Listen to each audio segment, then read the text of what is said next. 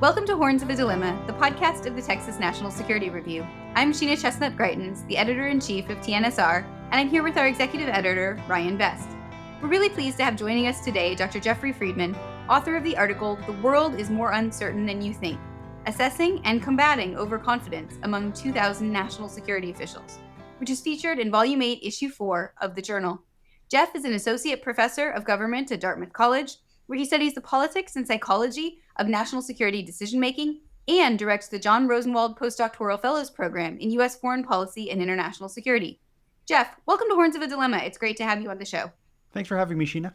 So you make a pretty stark claim in the article that national security officials are really overconfident in their assessment of uncertainty.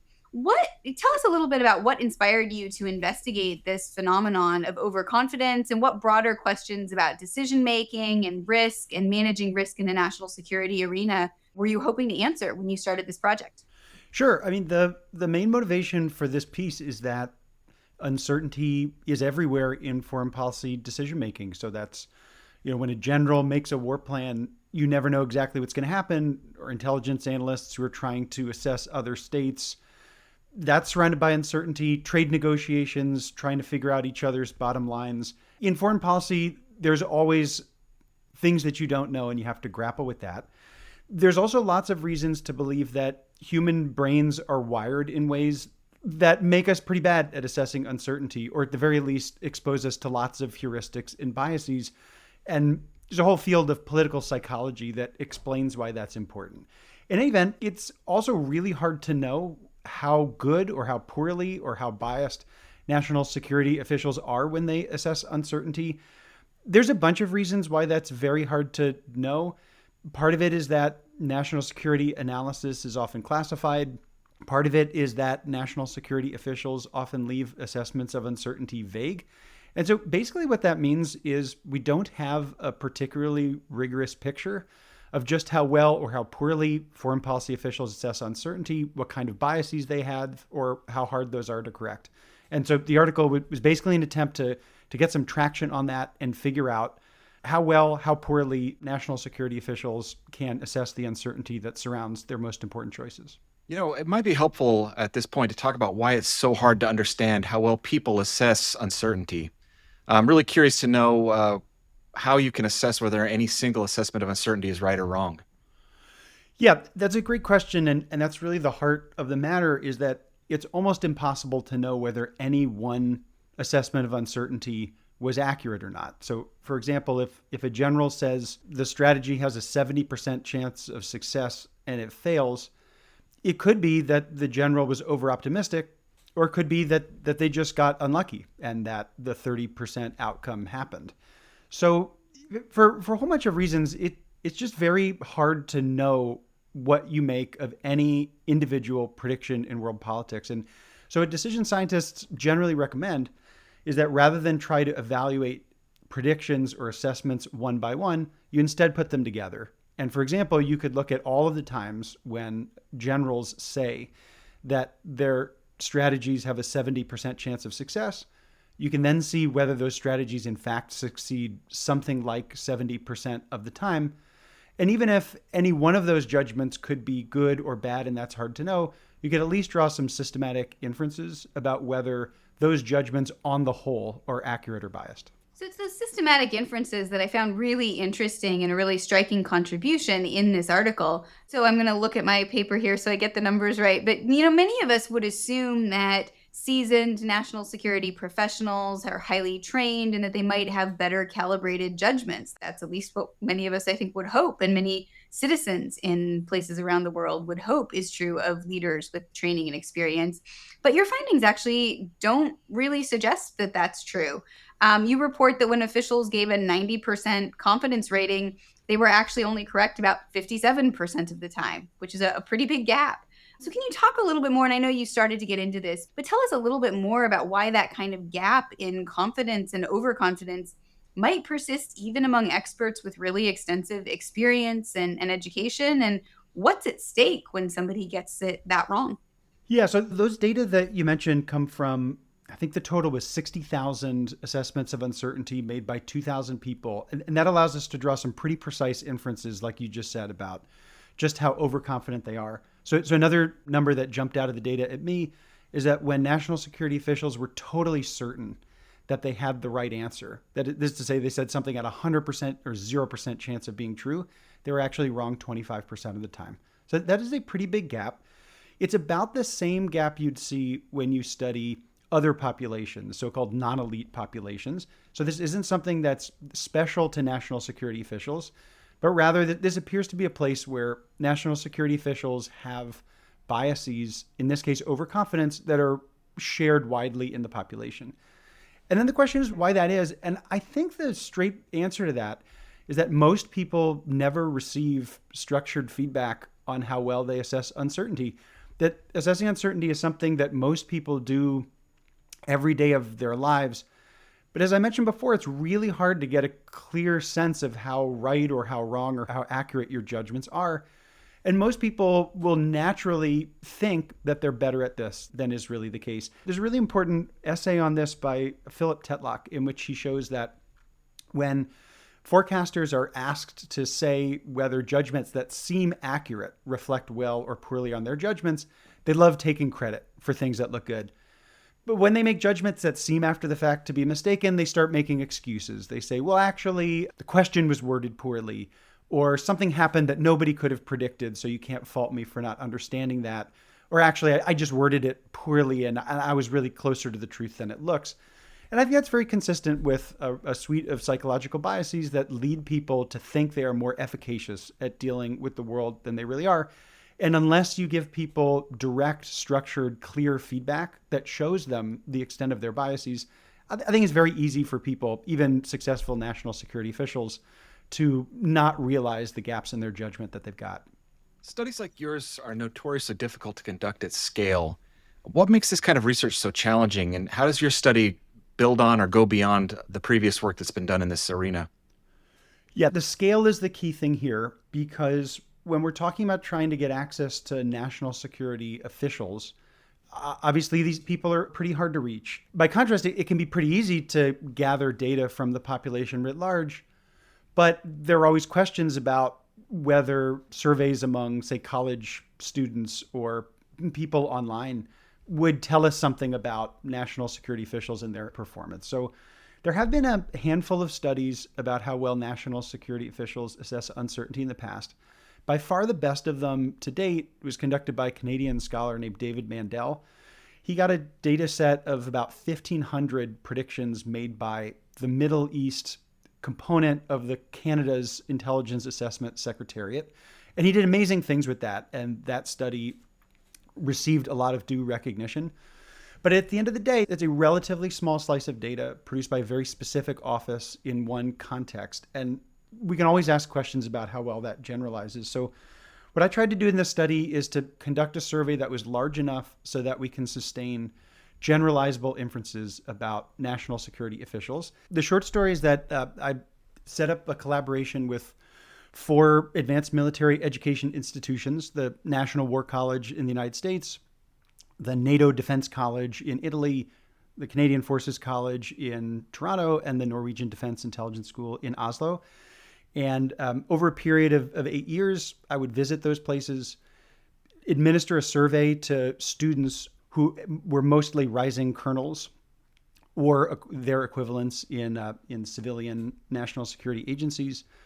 That allowed me to get a data set of about 60,000 assessments of uncertainty that were made by about 2,000 national security officials spread over, I think, more than 40 NATO members and partners. So the overall result of this is a body of data that's very large, and crucially that spans multiple nationalities, military, civilian, different branches, different agencies. And that allows us to draw some pretty generalizable inferences about how well or how poorly national security officials assess uncertainty. So your survey asked participants to make judgments both on current facts and on future forecasts. And I wondered, we've been talking at a pretty high level so far, but could you drop down and give us an example of what those questions looked like and how you constructed them and why you felt like it was really important to ask both types of questions, both the present and the future forecasting ones?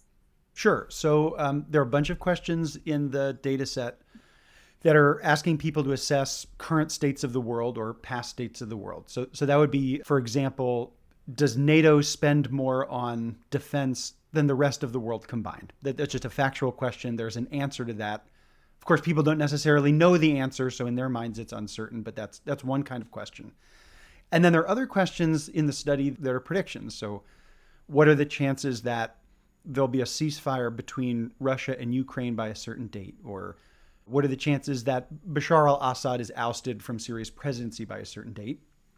And people are there making predictions about the future. The bottom line, it turns out that the same kind of cognitive biases appear on both of those questions. And the reason that's important is that in the intelligence world and in the foreign policy decision-making world, people often treat those two exercises, making predictions and assessing current states of the world, as being very different things. So, for example, intelligence scholars will draw a distinction between puzzles to which the answer is knowable in principle and mysteries to which the answer is not known at all. It is often thought that that requires different cognitive mindsets that might reveal different levels of performance. Or, for example, when I started presenting this kind of material at places like the National War College, and I would talk about studies that, let's say, the Good Judgment Project had done on how well people make predictions about world politics, there were a lot of people who said that that's fair enough. That's just not what we do. A lot of what we do is trying to assess the world as it is and not trying to speculate about the future. So I think it's really important to show that the same kinds of biases hold for both of those domains. Another reason this is important is that it takes a long time in order to gather data on predictions and score how well people do at predicting the future. Whereas by contrast, you can rapidly gather and analyze data about how people respond to factual questions about the world. And to the extent that it turns out that the way people demonstrate biases in those two different kinds of questions is pretty similar, that suggests you can get a lot of mileage out of surveys that are relatively easy to conduct, in which in a period of, in our case, 20 minutes, you can gather and process information about how well people assess uncertainty. And you can be pretty confident that that tells you something generalizable about people's intuitions for thinking about the world that isn't limited to one particular domain or another. That is really interesting. I wanted to just follow up and ask, was there anything else about the findings that jumped out or really surprised you? The main thing that comes out of this is just how consistent these findings are. And in a data set that's as large as the one that we're analyzing, there's so many ways in which you can break down the data. So, for example, you can look at military officials versus civilian officials, or U.S.-based officials versus non-U.S.-based officials. In the end, people from more than 40 NATO partners and allies are in this sample. You can break it down by gender. You can break down, in some cases, by specialty. And basically, every way you cut this data, you see the same results, that people are overconfident and that people who have more certainty in their responses tend to be less accurate on the whole. And it just becomes very clear from the data that these are generalizable patterns. These are elements of heuristics and biases that are, work their way into our brains and then appear to affect pretty much everybody who hasn't received systematic feedback on the issue. And that sort of striking homogeneity of the patterns throughout the data are, I think, the most striking thing about them. I thought it was interesting. You talked about intuition and measuring intuition. And in the article itself, you emphasize that the study's findings should be interpreted as measuring the intuition of national security officials to assess uncertainty, because oftentimes quick decisions have to be made without the opportunity for deep analysis or deep thinking about them. Why do intuitions matter in this context? And what might be the limitations of this kind of approach? Yeah, that's an important point to raise, that essentially what I did was to ask participants at these military education institutions to take surveys in which they assessed uncertainty in response to a bunch of questions. And it's obvious that the answers they gave there wouldn't reflect the care or diligence they would put into writing a national intelligence estimate or making a military plan. That's obviously something that's different. So when I presented this material to the National War College or the NATO Defense College, I would say I think that these reflect your cognitive first steps when getting your thinking straight about an analytic problem or when assessing uncertainty. And those cognitive first steps aren't everything that happens in foreign policy analysis, but they're clearly very important. So, for example, national security officials often have to make decisions under time pressure where they have to rely on their intuitions. They just don't have the ability to conduct structured analytic techniques. For what it's worth, a lot of times when I spoke to places like the National War College, special forces officers often engaged with the material more readily than others because they just understand they have to rely on their intuitions when they're in the field, and they need to make sure that those cognitive first steps are things that they can trust. And then additionally, even if people take the time to conduct a structured process, there's a lot of reasons to believe that the initial intuitions people bring into those conversations matter a lot and anchor the ways that the rest of the bureaucratic process might run. And of course, we might think about ways in which we could design analytic processes or bureaucratic structures to counter those biases. There's a lot of research that suggests that sometimes those kinds of conversations can even make things worse. And I think we can all be confident that if we could make the inputs better, if we could make it so that the first steps people take when they approach any decision problem are more valid ways of thinking about the world, then that would be a good thing to do. And the importance of taking those first steps correctly is why political psychology is such an important part of our field, and why people like Daniel Kahneman won the Nobel Prize for identifying all the ways in which our cognition can lead us astray when we rely on our intuition to think about uncertainty. So following up on that, one of the other findings that really jumped out at me in the piece is the consistent bias toward false positives, that people were much more likely to believe statements were true when in fact they were not. And so I wondered if you could give an example of a question where this came up that might seem particularly consequential, or kind of just talk about how this tendency showed up in the data that you gathered, and why it matters.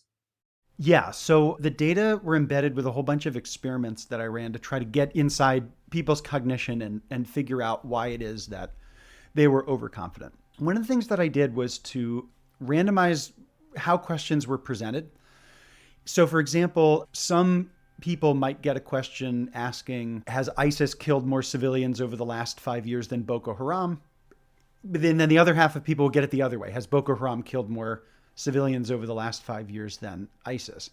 Now, in principle, your answer to one should be the complement of your answer to the other. So if people think there's a 60% chance ISIS was more dangerous, they'd say there was a 40% that Boko Haram was more dangerous. I mean, these are identical questions.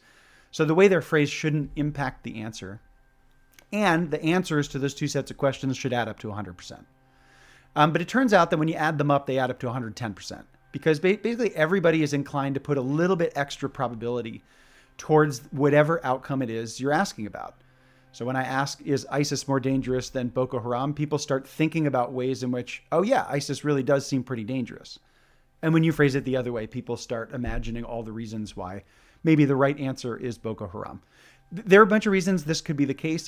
I think the simplest explanation is what's called the availability heuristic, that when you're asked to envision some outcome, it sits in your mind, and then the easier it is to think about that thing, the more likelihood you're going to assign to it. And that's a very well documented bias. And I think that can explain why there's this bias towards false positives. You ask people to consider an outcome, they think it's more likely than it really is.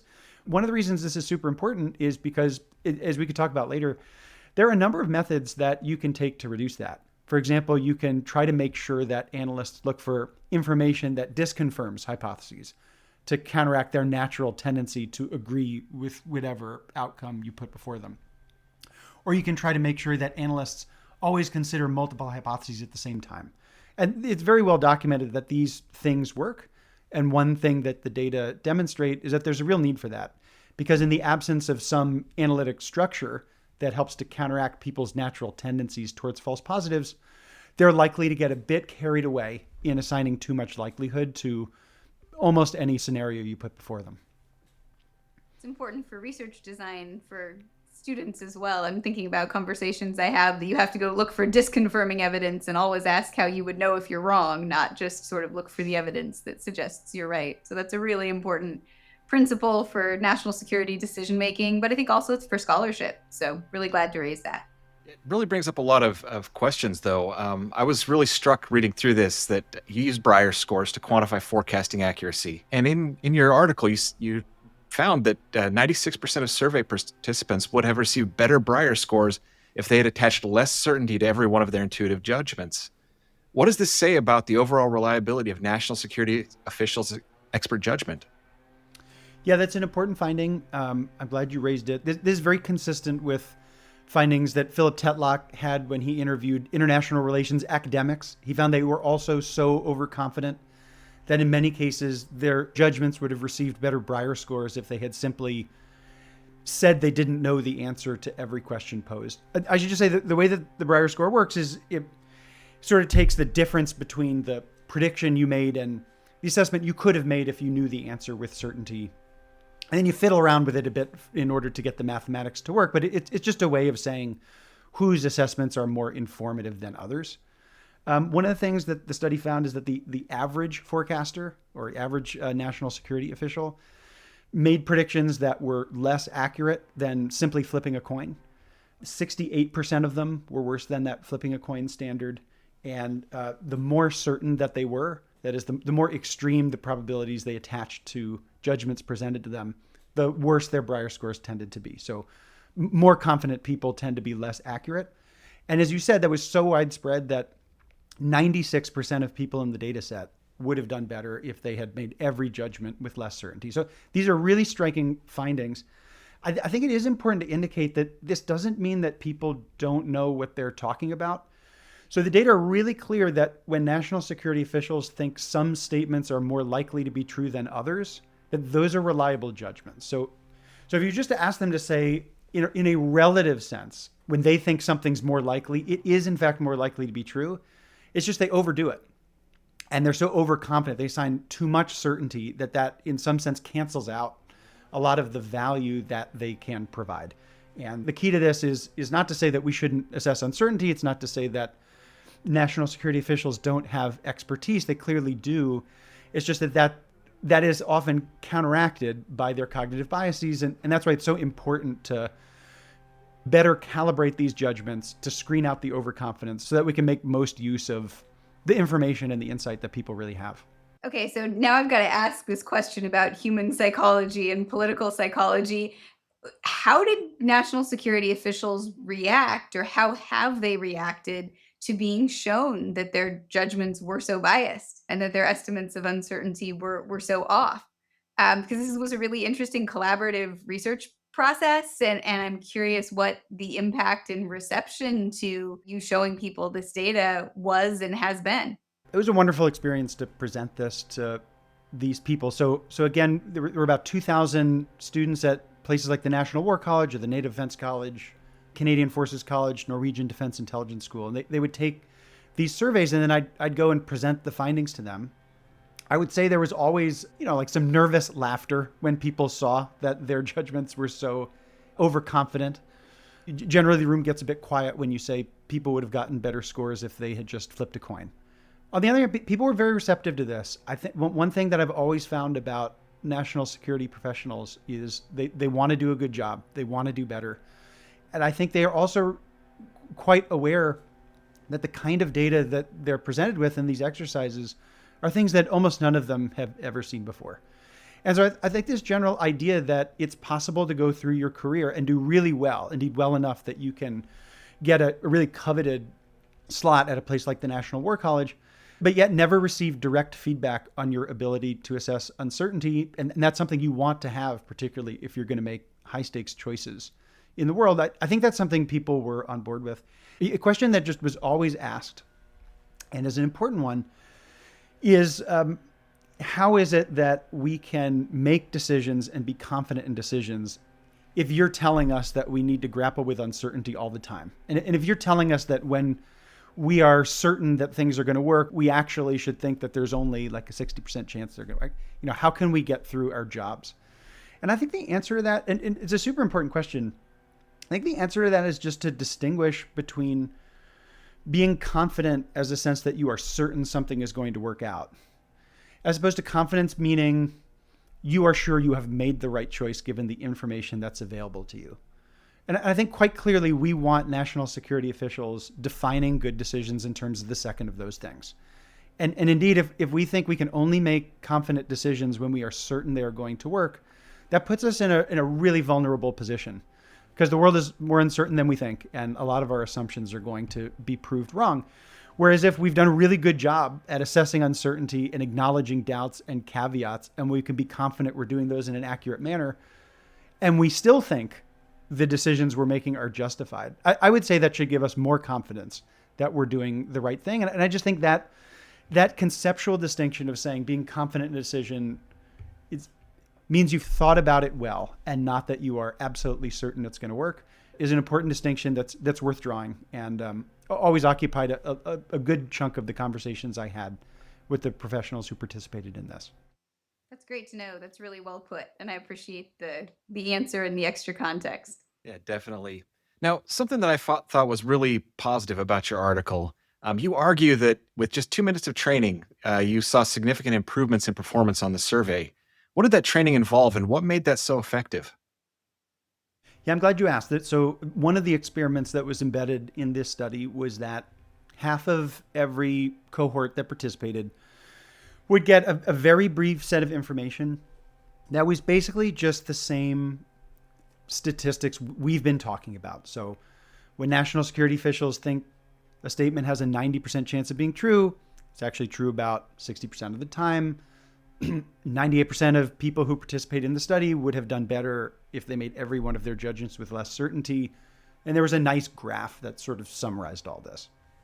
And as you said, we can look on these surveys and see exactly how long people spent looking at them. And the answer is on average 2 minutes. And after receiving just that 2 minutes of training, the people who got that information performed way better than their counterparts. That was statistically significant, and it's substantively significant too. Is about a quarter of a standard deviation. So that's a lot. And again, it's just 2 minutes, and that's consistent with information from many other scholars, including the Good Judgment Project, which found that I think 1 hour of training in their case led to persistent and measurable improvements in people's ability to predict international politics over a period of years. I do similar exercises every year with my students at Dartmouth. We give the same kind of lecture I gave at the war colleges, and their performance then improves on another round. So I think part of what this is building towards is the idea that almost everybody is susceptible to overconfidence. But it's not like this is a bias that is impossible to counter. And it's probably there largely because people are truly unaware of just how overconfident they are. They're unaware of it because they've never gotten this information before. You go through your whole life and never receive structured feedback on how well or how poorly you assess uncertainty. And I think the good news is the data indicate that once confronted with that information, people can smarten up pretty fast. And one of the main implications of the study is it would potentially be a very good idea for national security bureaucracies to implement these kinds of procedures at scale. And one of the goals in writing this article was to give people a sense of how they could do that in whatever context they come from. So I thought that was a really striking implication of the findings of the article. And you'd emphasized earlier in this conversation the importance of feedback, but yet also just how rare it tends to be. So I wanted to ask you a little bit, and this is out a little bit, going a little bit out beyond the scope of the article's empirical analysis itself, but why you think it's so rare for national security organizations to provide the kind of feedback that you were able to provide people. And, what do you think the effect of, and again, I'm asking a sort of speculative question here, but what do you think the effect of regular exposure to this kind of feedback might be over time if just 2 minutes can make a fairly significant correction as a one off? Yeah, it's a great question. And I mean, in terms of why this is not more widespread, I honestly think the main answer is most people are just not familiar with these concepts. I mean, I certainly didn't encounter them as an undergraduate or when I worked in Washington or even when I went to grad school. Like I just had to read about this on my time. I think people get lots of training throughout their careers, but it's a pretty rare profession that would provide this sort of training to its personnel as a matter of course. So I think there's no main obstacle here other than it's unusual. It's a bit odd. It requires you to think a little bit differently about how to assess the quality of assessments of uncertainty. And I think the places like that I work with, like the National War College and the Norwegian Defense Intelligence School, Canadian Forces College, NATO Defense College, they deserve a lot of credit for being willing to try this. And once they saw it, and particularly after the first time I'd show up and tell these high flying colonels how overconfident they were, I think a lot of them saw the value and wanted to do it again. So I think basically, a hope for a project like this is that if you can demonstrate proof of concept and show that this is something that can be evaluated rigorously, it can be done in a manner that is useful to the missions of these institutions with which we were working, then maybe it would have some chance to spread. And I think all the research presented here and in similar studies indicates that there's reason to think that even relatively brief interventions can have a pretty measurable impact. In your findings, you mentioned that one of the cognitive patterns that you found was this idea of single outcome forecasting, where officials generate reasons why one scenario might be true but ignore a lot of the alternatives. Why do you think this is so common, and how can it be avoided? Yeah, so the idea of single outcome forecasting is, I just ask you to assess the chances that one thing is true, and you don't necessarily have to consider alternatives at the same time. There are so many examples of this, but the one that often gets discussed and is quite salient was that when the U.S. intelligence community was trying to assess whether Saddam Hussein was building weapons of mass destruction, one of the key pieces of evidence they had that seemed to indicate Saddam was building a nuclear weapons program was a series of aluminum tubes that the country was importing that the United States intercepted and seemed plausibly destined to build uranium centrifuges to enrich material to build a bomb. In any event, there was always another hypothesis for what these aluminum tubes were going to be used for, and that was to build conventional rockets. And it turns out that was indeed their intended purpose. But a lot of the analytic process that went into analyzing the subject wasn't directly pitting those two hypotheses head to head. It seems like in a lot of cases, what intelligence analysts were doing is just sort of asking themselves, do these tubes look like they would be used to build a nuclear weapons program? And eventually they concluded that was the case. So that's single outcome forecasting. And the way you combat that is to make sure you always assess multiple outcomes, that you never write a study that just asks, what are the chances that one thing is true? Instead, you want to make sure that every analysis considers multiple hypotheses simultaneously. You're simultaneously assessing the chances that the tubes are going to be used for centrifuges or rockets, or maybe some other thing you can't even consider. There are a number of techniques you can use for this. I mean, the standard one at CIA is called the analysis of competing hypotheses. But I think basically just the intuition here is to understand that if you fixate on any one potential outcome, you're liable to overrate how likely it is.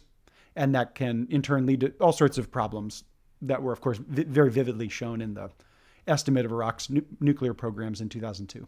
So part of our mission at the Texas National Security Review as a journal is really to try to have scholarship that speaks to policy and that speaks to important policy questions, important national security decision-making questions. And so I really hope that decision makers, military, civilian national security officials, intelligence analysts have a chance to read and mull over and think about your findings, and would love to see them adopted or taken into account at an organization-wide level. But in the meantime, I'm curious about, an individual decision maker or analyst who is listening to this conversation who wants to get better, right? I agree with you. A lot of the people I interact with, whether it's on the academic side or somewhere in government, the US or overseas, want to do their jobs well. And so if somebody's listening to this and they're like, gosh, the world is more uncertain than I realized before I listened to this conversation, what can I do to get better? Are there things that you would recommend in professional military education or simply in people's own learning and training themselves that they could do that would improve the quality of their decision making and judgments for somebody who's interested in trying to do that? Yeah, there are a number of things. I mean, the main thing you want to do, regardless of who you are, and this is material I teach at Dartmouth, the students, regardless of what careers they want to go into, you just have to make sure that at some point you get some direct feedback on how well or how poorly you assess uncertainty. And luckily these days there are a million ways you can do that. You can participate in online prediction markets. You can take a number of online instruments that will give you real-time feedback on how well you're doing. Just so anybody who now wants to just like open up your browser and type in probability calibration survey, you'll find a bunch of ways that you can do this. You can participate in the Good Judgment Project. You can participate in Metaculus's prediction poll. I mean, there's so many ways in which you can do this if you want to. The other thing that you could do if, particularly if we want to institutionalize these kinds of ideas, is just to have more institutions incorporate them into their curricula. So when I was working with places like the National War College, I would speak in their leadership training curriculum, and that was something that these institutions thought was a really important way of convincing their students that there was a lot about the world that they didn't know. And there was a reason why they needed to go back to school, as it were, in order to train, in order to make good command decisions. And I think that any institution that wants to make those investments can do it. I was really overwhelmed by the reception that I was given at the institutions I work with. I'm just incredibly grateful that they were willing to go out on a limb to work with me.